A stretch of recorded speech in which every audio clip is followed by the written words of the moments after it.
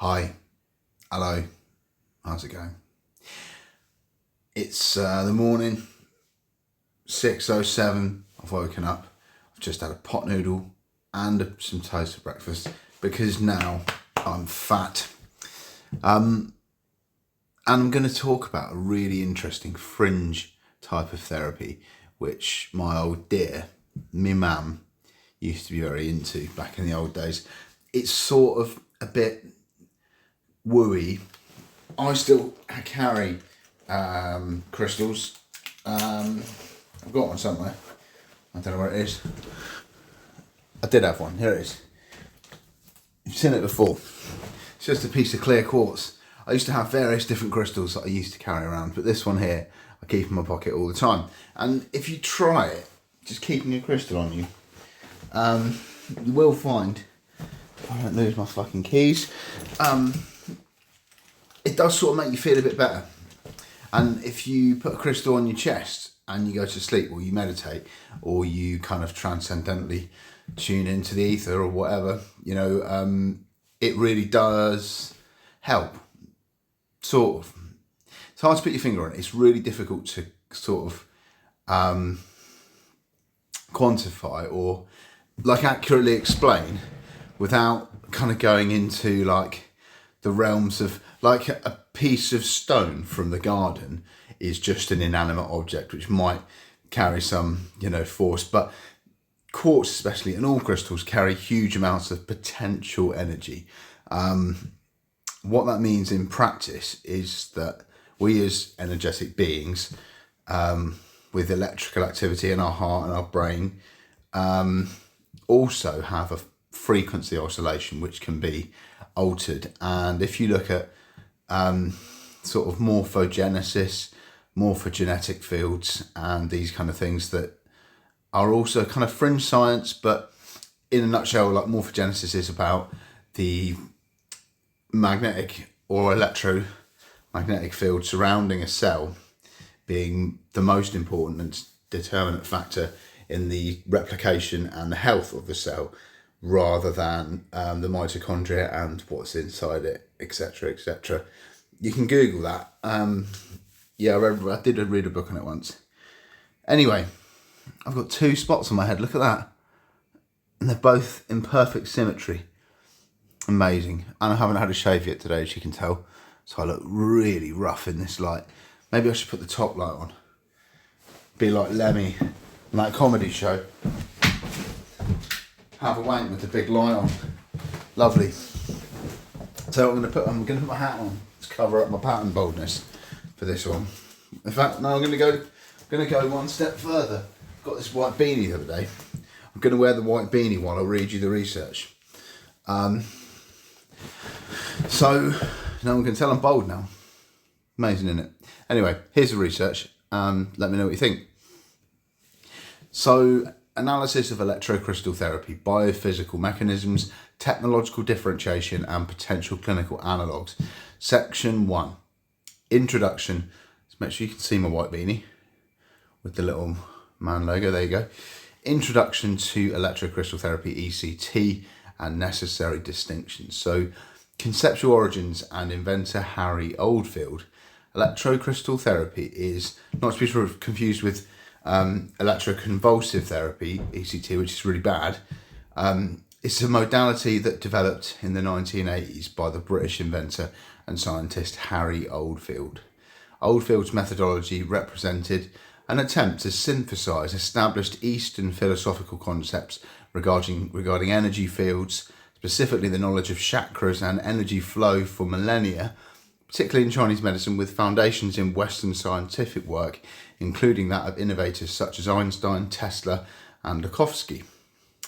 The ECT device itself consists of an electromagnetic generator connected to conducting tubes, which are then filled with specific crystal types, such as quartz. The core functional principle involves passing a pulsed high-frequency current through the crystals with these tubes. The tubes are applied directly to the body, and the subsequent energy transmission is proposed to stimulate healing. The system aims to rebalance the body's energy field to promote better health, and practitioners claim that the frequencies can be adapted to be stimulating, calming or balancing depending on the client's specific requirements, addressing issues from minor ailments to severe conditions. Crucially, Oldfield integrated diagnostic capabilities into the system. His initial device adapted the voltage and bandwidth of a Kirlian diagnostic unit. Kirlian was a Russian guy that made photos with electroplates of kind of what was like auras, but they're not really pictures of auras. They're sort of, a bit different, but that was a form of energy photography accredited to the Russian Kirlians. I just didn't read that bit and told you about it before I read it. That was good, wasn't it? Anyway, this technological approach aimed to detect areas of energy imbalance in the body, which could then be treated with the electrically amplified crystal energy. This detection and correction system, which utilises electromagnetic treatment and pulsed light frequencies, was intended to identify imbalances in the energy field even before they manifested in the physical body. The creation of this active, technologically driven diagnostic and therapeutic tool demonstrates the underlying intention to transition the practice from esoteric belief into a form of biomedical engineering, utilising measurable electromagnetic spectrum components to interact with the body's reported energy field.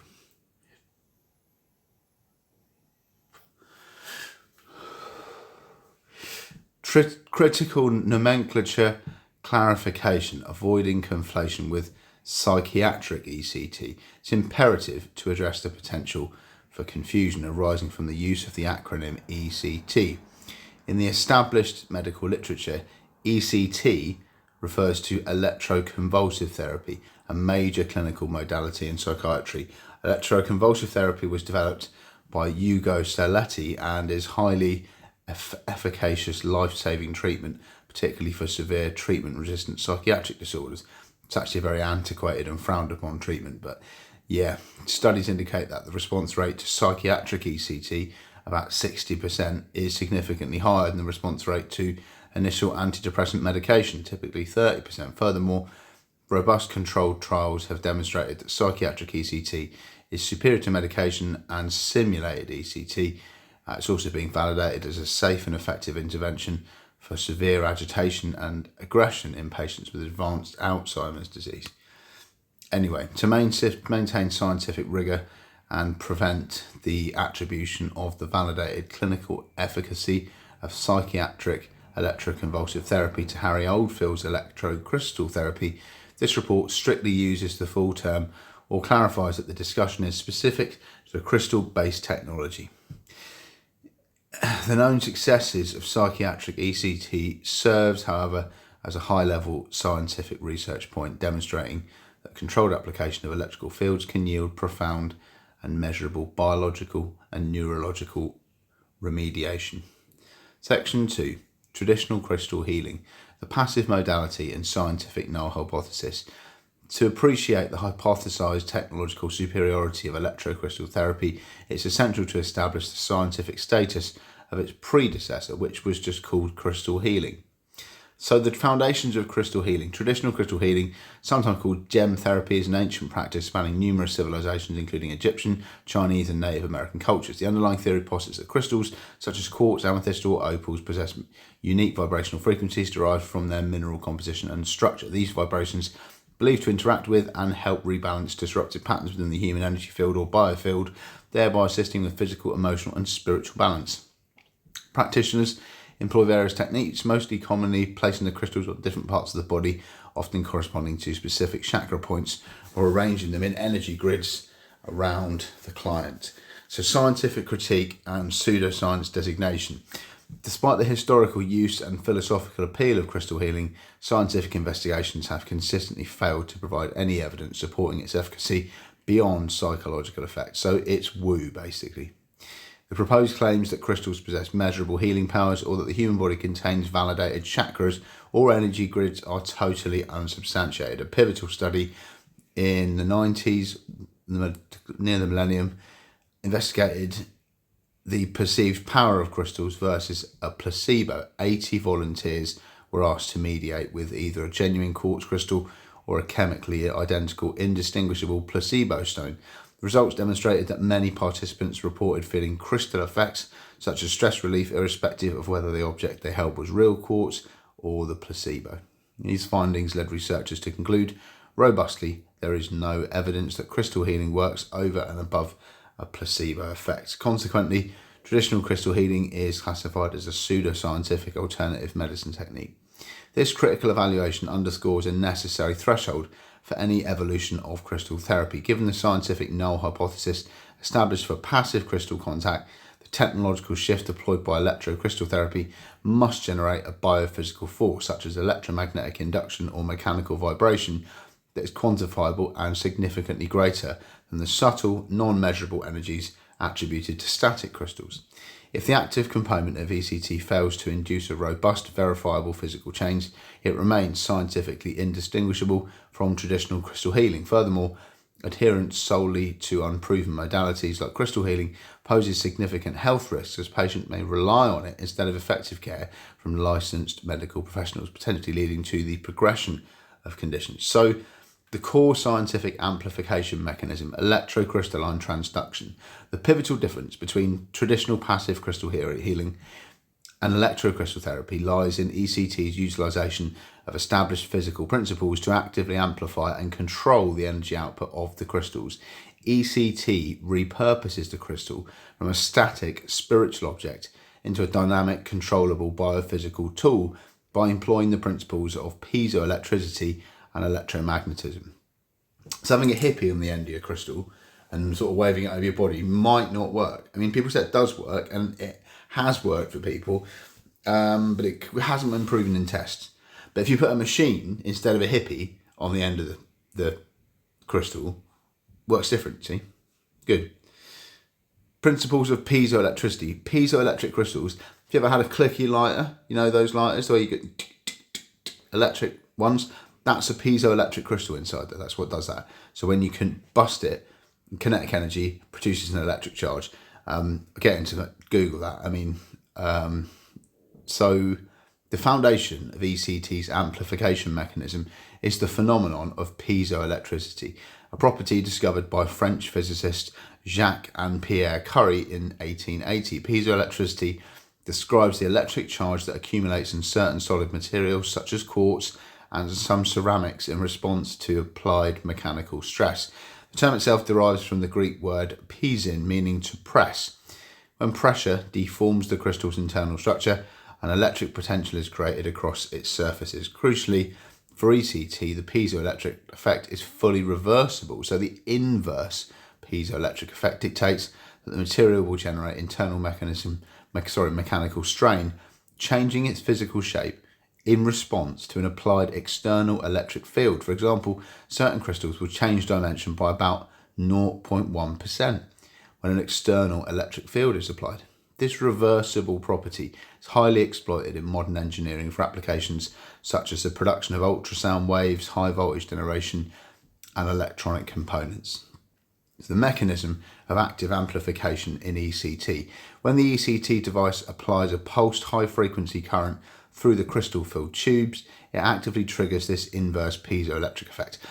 This electrical input forces the crystals to rapidly vibrate, generating controlled mechanical oscillations or acoustic waves. This is the process described by proponents as greatly amplifying the crystal's healing powers, sometimes claimed to be thousands of times.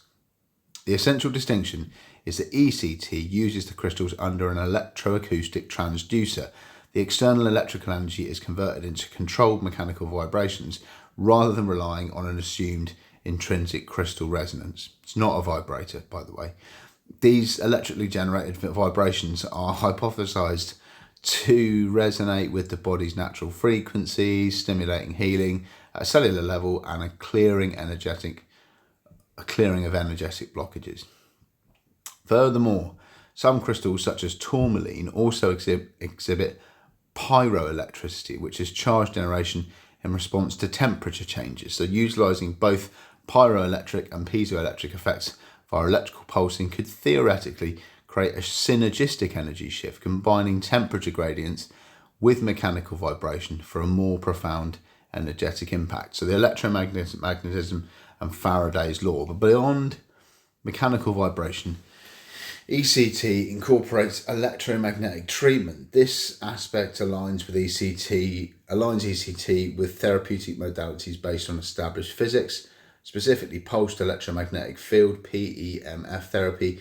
PEMF therapy operates based on Faraday's law of electromagnetism, which governs how a magnetic field interacts with an electric circuit to produce electromotive force, or magnetic induction, as it's also called. The ECT device, functioning as an electromagnetic generator, uses non-ionising EMF, the type utilised for therapeutic purposes, distinct from potentially harmful ionising EMF, to transmit energy. The electromagnetic pulses penetrate biological tissues, including measurable currents that can influence cellular activity. The technological sophistication of ECT, therefore, lies in its dual mechanism, leveraging electromagnetic fields to stimulate the body directly, while simultaneously using the inverse piezoelectric effect to generate targeted mechanical energy from the crystal material. This integration provides a scientifically plausible framework for energy delivery, fundamentally separating it from passive practices. So table 1, comparison of the hippie versus the machine. So in the first column here, we got feature, energy source, primary physical mechanism, output, scientific classification. Right, so traditional healing, hippies, energy source is passive, assumed intrinsic crystal resonance and subtle energy. Primary physical mechanism is resonance, which is completely unverified. Output is non-measurable placebo effect validated, and scientifically it's classed as pseudoscience. But electrocrystal therapy uses what's the first row, energy source, active external electromagnetic generator or pulsed current. The primary physical mechanism is electromechanical transduction or inverse piezoelectric effect. Very well researched and demonstrated. Every time you light a fag, probably. Output is controlled amplified electromagnetic pulses and mechanical vibrations.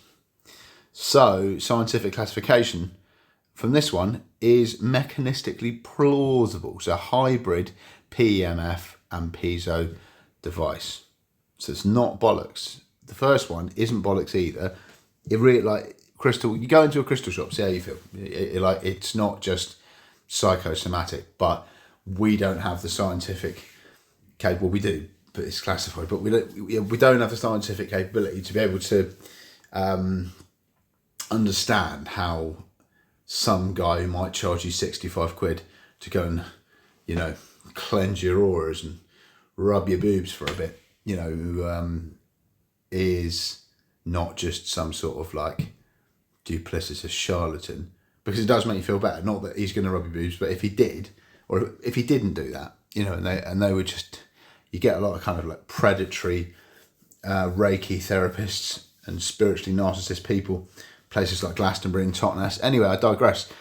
Biophysical context, the body, electric and healing potential. So the hypothesis that electrically amplified energy can influence biological systems is supported by decades of research into the body's indigenous electrophysiology. For ECT or PEMF to be effective, they must interact with established biological pathways of electrical signaling and mechanical transduction. The endogenous DC current system and regeneration. Pioneering work by orthopedic surgeon Robert O. Becker established the concept of the body electric, demonstrating that the body is regulated by an intrinsic direct current system. So Becker's research illustrated that this current flows from the electropositive brain towards the body's periphery. More importantly, he found a direct correlation between this direct current and processes of tissue growth and healing. In experimental models using species such as salamanders and frogs, Becker observed that applying a negative polarity current to an amputation site could stimulate limb regeneration in adult frogs, a species normally incapable of such regeneration. Similarly, the natural repair of long bone fractures demonstrated a negative polarity and active electrical signaling. So this research demonstrates that the body utilises the endogenous electrical fields as a core regulatory mechanism for development, healing and regeneration. The application of an external controllable electrical or electromagnetic field as utilised by ECT is therefore an attempt to augment or influence this innate biophysical mechanism of repair, providing a strong scientific rationale for its potential utility. So if you've got some problems, injuries, whatever, it is worth giving it a go. Biological piezoelectricity in tissue. So the body's tissues themselves utilise the piezoelectric effect to convert mechanical stimuli into electrical signals, linking physical stress to cellular regulation. Biological matter, including DNA, various proteins and bone, possesses piezoelectric properties. Research utilising the piezo response from microscopy has specifically shown that collagen fibrils, the main structure components of the extracellular matrix, found throughout connective tissue, cartilage and bone, function predominantly as shear piezoelectric materials.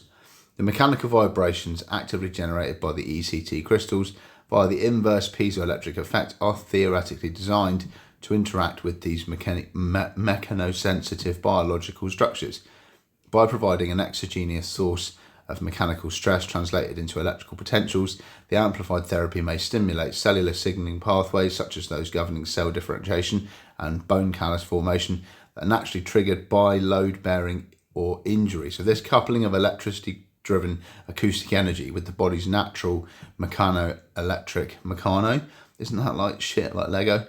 I don't think it is. Mechano-electrical systems, never heard that term before, provides a significant pathway for the hypothesized energetic healing effect claimed by ECT practitioners. Conceptual alignment with bioresonance. The underlying goal of ECT to detect and help combat imbalances in the energy field shares conceptual parallels with bioresonance therapy, BRT. BRT operates on the principle that all matter, including biological tissue, emits electromagnetic waves, and illness corresponds to altered, unhealthy frequencies. By detecting these waves through electrodes and manipulating the frequencies, BRT aims to restore the body's natural frequencies and promote cellular health. So ECT aligns with this bioresonance concept by using an electronic device to detect energy imbalances and then applying controlled pulsed electromagnetic signals combined with crystal vibrations. This approach attempts to exert an exogenous regulatory force on the body's intrinsic weak energy field, suggesting that ECT at a conceptual level is a specific implementation of electromagnetic bioregulation augmented by electroacoustic transduction through the crystals. So table 2, biophysical mechanisms supporting electricity amplified therapy. So column 1, we've got inverse piezoelectricity, pulsed electromagnetic fields, and endogenous DC current systems. So the definition or the principle of inverse piezoelectricity is mechanical vibration resulting from an applied electric field in a crystalline material. And the mechanism of inverse piezoelectricity relevance to the therapy provides the physical pathway for active controllable amplification and transmission of therapeutic mechanical energy. Key supporting evidence, there's just none there, which is great. So pulsed electromagnetic fields, non-ionizing EMF used to induce current in biological tissues via Faraday's law is the definition or principle. How that works in ECT's potential, directly analogous to ECT's electromagnetic generator, confirmed mechanism for affecting cellular pathways. So it does affect the cells in your body, It's not woo. Endogenous DC current system. The DC electrical potential gradient regulates tissue growth, healing and regeneration, Becker's model. Relevance to ECT's potential provides the biological target for the exogenous electrical vibrational stimuli to augment natural repair processes. There's no supporting evidence there. I don't know if that's a fuck up or why would they put the column in if there was no supporting evidence. So successful research and clinical analogues leveraging PEMF and DC fields. While specific clinical trials validating Harry Oldfield's electrocrystal therapy remain sparse or unproven, the mandate of this report requires detailing successful treatment and research pertaining to the underlying technologies used in ECT. So since ECT incorporates an electromagnetic generator and pulsed signals, the robust body of peer-reviewed research on pulsed electromagnetic field therapy serves as the necessary clinical analogue to establish the therapeutic potential of the modality's core biophysical mechanism. So it's saying like it hasn't really been proved in tests, and I don't know how much research has actually been done on it, but it's saying that it's theoretically possible and it has the potential to work. I mean, just like putting water on a fire might not have actually been, researched that much, because, it just works, and people who have tried it found it works, Methodology and challenges in PEMF research. So PEMF therapy involves applying time-varying magnetic fields to biological tissue, which induces weak electrical currents in accordance with Faraday's law. This method has been extensively studied, particularly in orthopedic and traumatology settings, where it's known to assist in bone regeneration and the treatment of non-unions. However, the field of PEMF research faces a significant challenge: heterogeneity. Review papers emphasise that the diverse study setups, varying physical parameters, so frequency, intensity, waveform, and small simple sizes, make it difficult to interpret common mechanistic outcomes or establish standardised evidence-based treatment regimens. Despite these complexities, the efficacy of the technology in specific areas is becoming increasingly clear.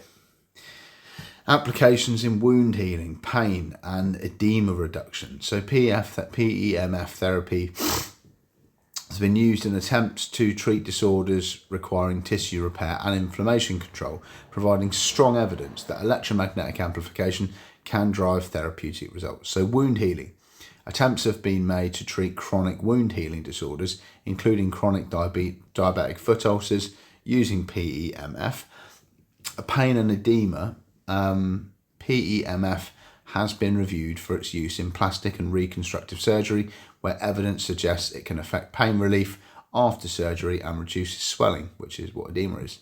Furthermore, PEMF is identified as a promising agent for general pain management, including the alleviation of osteoporosis-related pain.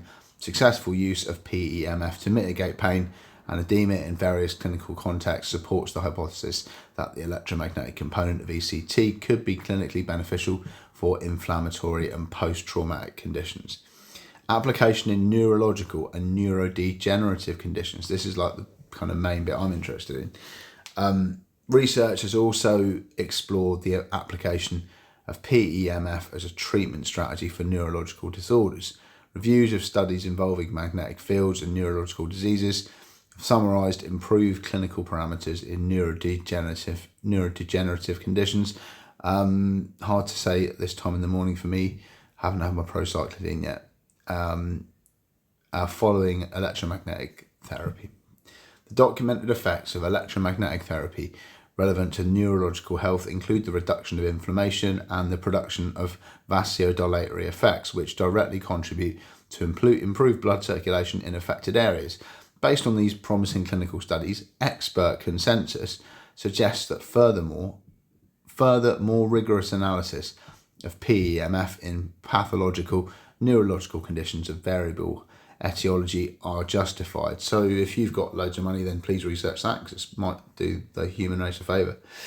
This evidence supports the theoretical application of ECT technology in complex conditions, provided the amplified signal delivery is optimised for neutral or glial interaction. So emerging research frontier, oncology. While the clinical application of PEMF remains limited in oncology, its exploration in this domain further expands the potential scope of electrically amplified therapies. In one study involving patients with advanced hepatocellular cancer, PEMF treatment resulted in a complete disappearance of pain in a subset of patients shortly after treatment. So that was replicated in tests. So while this area requires far more research, the observation demonstrates that powerful biological influence controlled electromagnetic fields, which then exerted highly complex and resistant pathological processes. Another fucking table. Clinically researched analogous therapeutic applications. I'm going to leave this for you for the PDF because it's like annoying having to scroll right and left and read. I just can't be doing with it. Read it in the PDF. Link in the description. Like, comment, subscribe. Give me a blowjob sound. See you in a bit. Conclusion and significant prognosis. Synthesis of ECT. Oh, wait there. I think the Obsbang's coming. Don't think the Obsbang was coming. I just heard a creaky. Got the door there. It's like really creaky corridor vibes. So whenever I hear the creaks coming up the corridor, I have to pause my video so that I don't get people in it. Am I sweating? I'm fucking sweating out. I've just had a pot noodle and some toast for breakfast, but it was a Bombay bad boy, so that's why I'm sweating. I can't believe it. Windows open as well. Gross. Conclusion and scientific prognosis. Synthesis of ECT as an active amplified modality. So electrocrystal therapy, as conceived by Harry Oldfield, represents a critical technological pivot away from the passive, unsubstantiated claims of traditional crystal healing. The distinction is defined by the application of measurable physical laws, specifically leveraging the electromagnetic field to induce current, PEMF, and the inverse piezoelectric effect to generate controlled mechanical vibrations. This technological configuration transforms the crystal component from a static object into a dynamic electroacoustic transducer capable of manufacturing and targeting energy transmission that is potentially thousands of times greater than any subtle energy produced by passive contact. This sophisticated active delivery system provides a scientific basis for therapeutic action. It's theorized to interact with the body's established biophysical signaling pathways, including the endogenous DC electrical system that governs regeneration, as described by Becker's research, and the piezoelectric nature of the structural components like collagen. Therefore, ECT can be viewed as an attempt at bioacoustic engineering, utilizing combined electrical and vibrational energy to potentially augment natural cellular repair and regulatory processes. So, wait there. Positing potential clinical utility based on scientific analogues. So, supported by the established scientific theories underpinning its technology and the crucial outcomes observed in analogous electromagnetic therapies, electrocrystal therapy holds potential for application across multiple medical conditions. The electromagnetic component of ECT is fundamentally comparable to PEMF technology.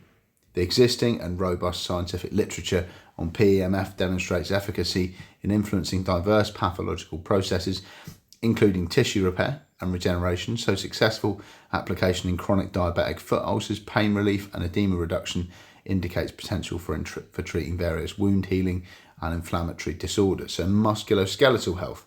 PEMF is a validated technique in orthopedics, particularly for promoting bone healing, suggesting ECT could be relevant for fractures and osteoporosis-related pain. Neuromodulation. Research indicating that electromagnetic therapy can reduce inflammation and improve circulation in neurodegenerative diseases supports the hypothesis that ECT could be beneficial for certain neurological conditions. In conclusion, core technology employed in ECT, the pulsed electromagnetic field augmented by electroacoustic transduction through piezoelectric crystals, possesses a demonstrable mechanistic link to biological repair and signaling pathways. So it's not woo. The extensive evidence of successful outcomes from PEMF treatment, which is the foundational electromagnetic component of ECT, supports the proposition that if properly refined and optimized, this technology could offer therapeutic potential for multiple medical conditions. Future directions in electrocrystal technology. For electrocrystal therapy to transition from an alternative practice to a clinically viable medical device, future development must focus on rigorous scientific validation. The primary outstanding question is whether the crystal component offers a quantifiable therapeutic advantage over conventional PEMF devices. If the inverse piezoelectric effects can be proven to refine the delivery of electromagnetic energy, for instance by generating localized, optimally focused acoustic pressure waves at specific cellular depth, ECT could emerge as a superior, highly targeted electrotherapeutic modality. This transition necessitates standardized, double-blind clinical trials comparing the specific output of electrically pulsed crystals against PEMF only controls to establish true, measurable efficacy and standardized treatment parameters, thereby overcoming the heterogeneity it challenges currently plaguing generalized PEMF research.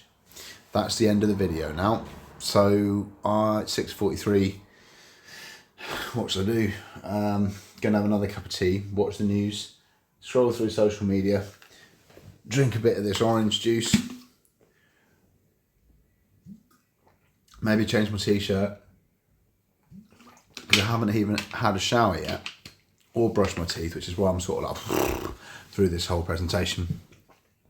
Anyway, whoever you are, wherever you are, I love you, I'm your friend, and I'm here to help you. I'm sorry for being such a wanker, and I hope you've enjoyed my video. And just be good to yourselves and each other. And if you can't be good, be careful. Cheers.